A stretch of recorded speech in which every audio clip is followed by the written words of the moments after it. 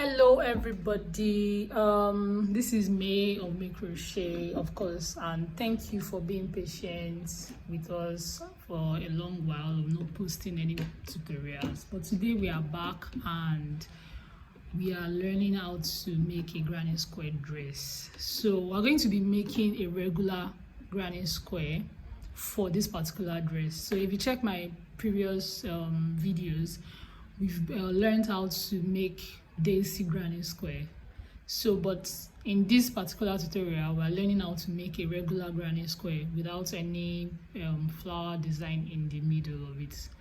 So and when we make that granny square, we're then going to couple them together to make a dress, a maxi dress. So please make sure you have your yarns. Today I'm going to be working with acrylic yarn 2-ply, and I'm going to be doubling the strands, and we're going to be using these colors. So I'm going to be mixing all these colors, and this color is going to be my background color, so to say. So I'm going to be mixing it, and you can use any color of your choice.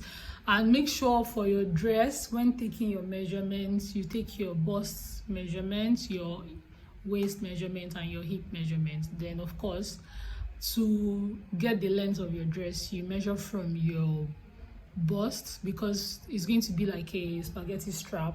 It's not going to start from your shoulder. So because it's going to be a spaghetti strap, you make sure you take your measurement from your bust down to where you want your dress to get to. So let's get into the tutorial and I'll show you what we are doing. So for this dress that I'm making now, I'm making a size small to medium with hip 37 or 36, I think. So I'll check the measurement again, 36, 37. So, and I'm going to be working with the measurements of that person. But for now, let's make our granny square and get into it. So for this project, you're going to be needing your hook, and I'm going to be working with hook size 4.5, and your yarn, of course. You're going to be needing your scissors, and you're also going to be needing your tape measure, because you need your measurements, of course. So then we're going to, as time goes, we're going to be working with our needles to weave in our loose ends. So if you have like something this cute to put your needles into, it would be nice to keep them from missing. So for now, those are the things we are going to be needing, and of course, like I said earlier, we're doubling our strands. So let's get into the tutorial. So we're going to make a slip knot like that, and to make a regular granny square, we're going to chain up 4. So I always chain up 4, and I'm going to use this chain up 4 to make a magic ring. So we're going to go into the first chain we made from the hook like that. So here we're going to go into that with a slip stitch. So a slip stitch is when you yarn over and you just pull through both stitches without yarning over extra.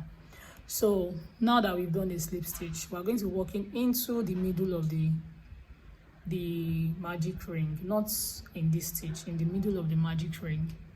So but before we do that, we're going to chain up 3. Chain up 3 serves as a double crochet stitch. So at the beginning of the stitch, we're chaining up 3, then we yarn over, we'll prepare for a normal double crochet, and then we'll go into the middle of the ring, like I said, with a double crochet. Then we yarn over again and do another double crochet. So now we have 3 stitches, which is the first chain 3 you made, a double crochet, and then another double crochet. Now this is a cluster. So we chain 2 to create a corner, then we yarn over again, go into the middle of the ring, then we'll make a double crochet, then we yarn over again and make another double crochet, then we yarn over again and make another double crochet.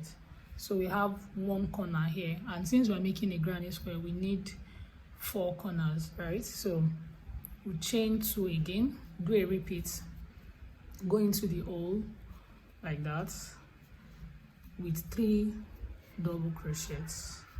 That's our 3rd cluster, like that. Then we chain 2 and we go into this with 3 double crochets.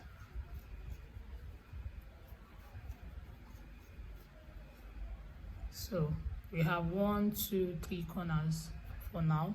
So now we're going to chain our last 2, and then we'll walk into our chain 3 that we did. So we're walking into the 3rd chain from that chain 3, like that. So you go into there with a slip stitch.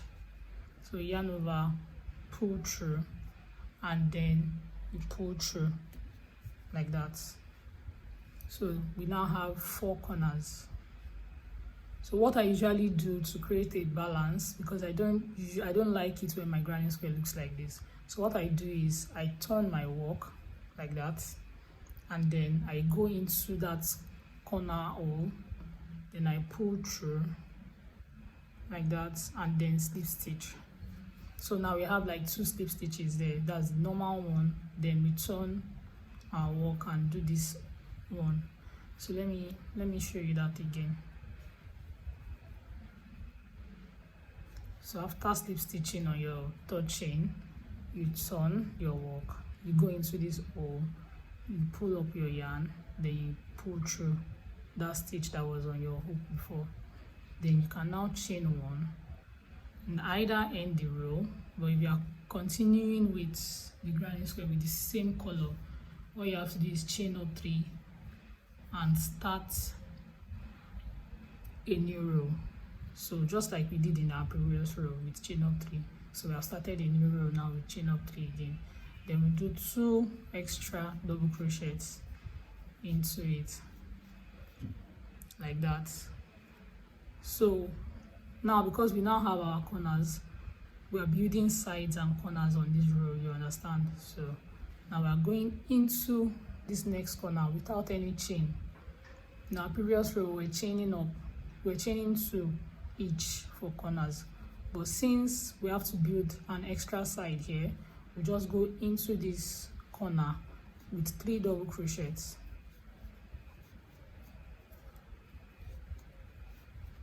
So we have this.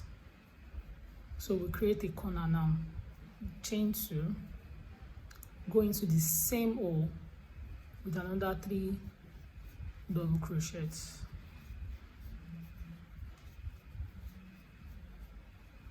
So this is our first chain up 3 and 2 extra double crochet. Then into the corner we have 3 double crochets, chain 2, 3 double crochets. Then we'll go into our next corner with 3 double crochets,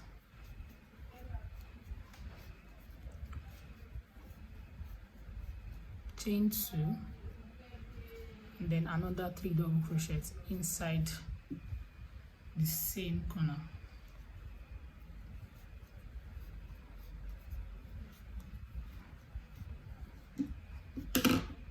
Sorry.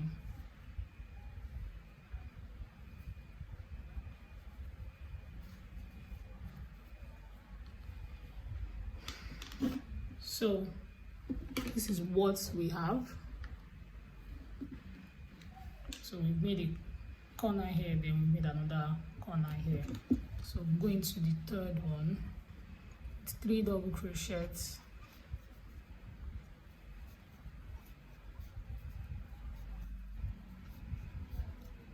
chain 2, then 3 double crochets.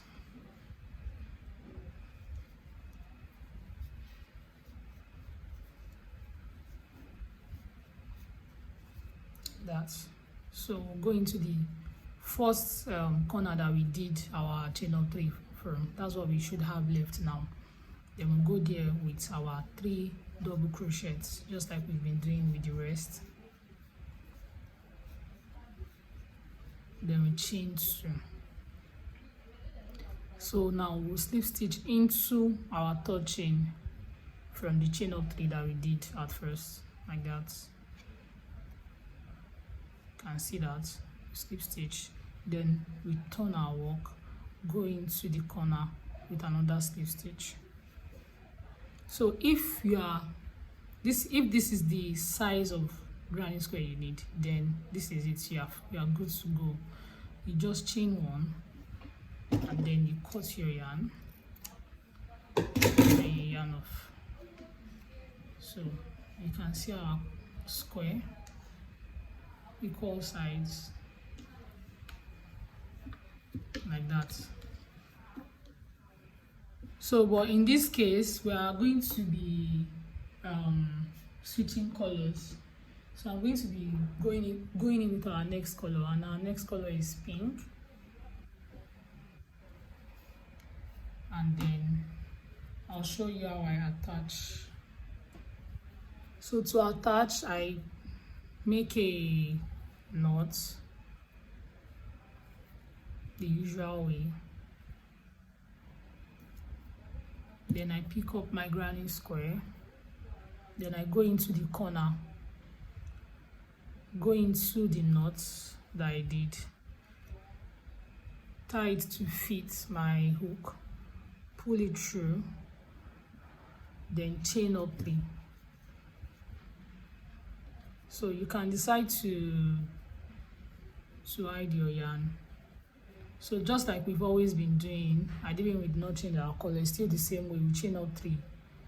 So this time around we do our extra 2 double crochets as we would normally do, like that. Then you can let the loose ends go. Then go into our next hole like that, in between the clusters, with 3 double crochets. So now we are building the sides. So this side now is a corner. Then we'll go into it with at every corner you go in with the 3 double crochets.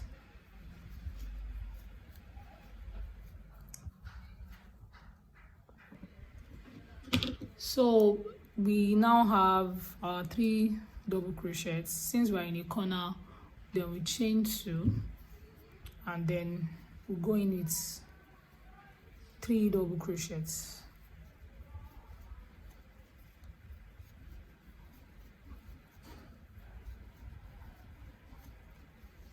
So then we are now on this side again.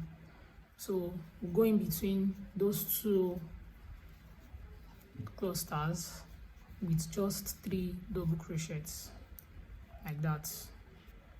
So we'll come into a corner. Whenever we get to a corner, we'll do 3 double crochets, chain 2, and then 3 double crochets.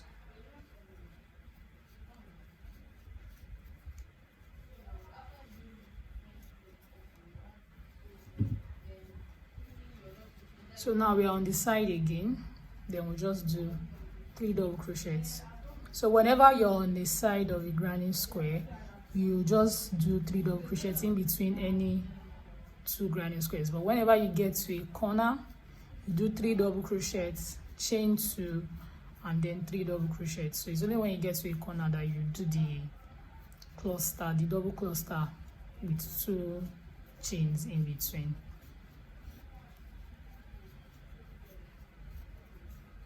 So we are at the side again, and we're just going to do only 3 double crochets, like that. So now we are back at the place we started from, and we have just 1 cluster there. And since it's a corner, it will need the second cluster. So we just do our 3 double crochets, then we chain up 2. So we make a slip stitch into our 3rd chain, like that. Then you turn your work, don't forget to do that. Then you make a slip stitch into the corner, and then you chain one. If you are changing your color, you yarn off, you cut your yarn and then yarn off like that. So this is what we have again on this row. Our granny square with our equal sides, just like that. So now we're going to introduce a new color, which is this chocolate or coffee, I don't know. And we're going to repeat what we did in our previous row, which is we make a knot,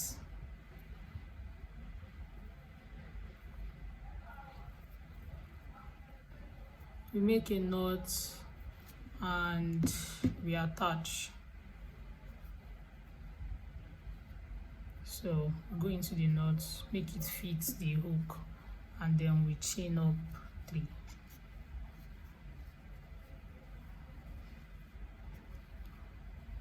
So then we do our extra 2 double crochets in it and work our way on the sides. So now we have more clusters on the side now, and into every cluster we just make 3 double crochets.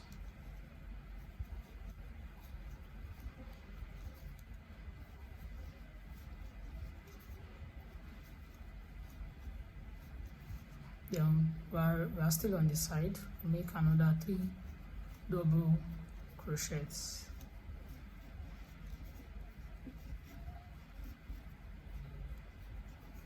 So now we are at the corner, we make 3 double crochets,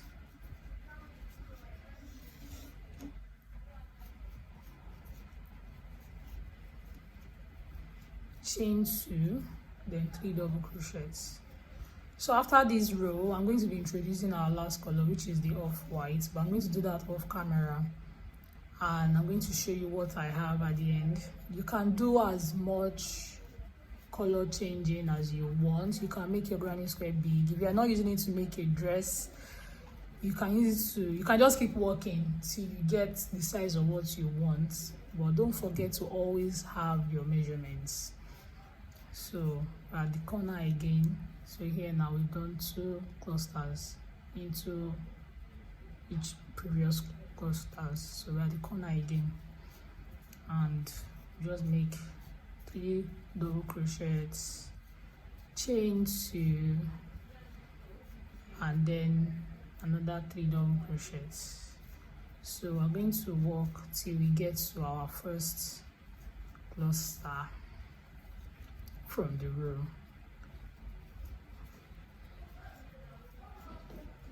Don't forget to follow us on IG. Our name is there as Me Crochets, and on TikTok, Mimi Crochets. Don't forget to subscribe to this YouTube channel as you watch. I'm grateful to everyone that has been coming back to watch our tutorials. I'm grateful. Thank you very much.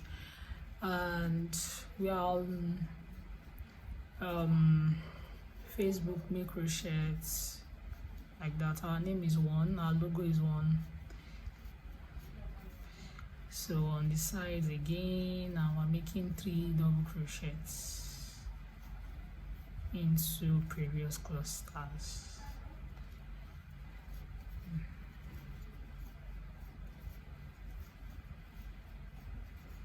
And we are here now.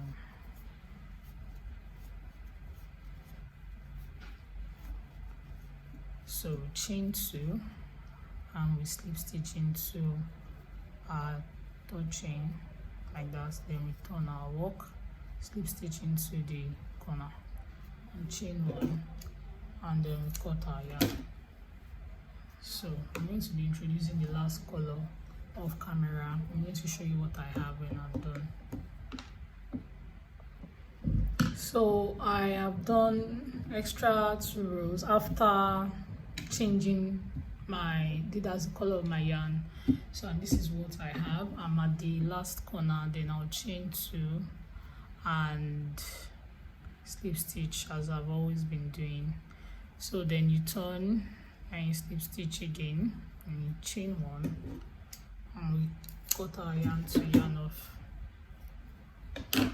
So this is what I have.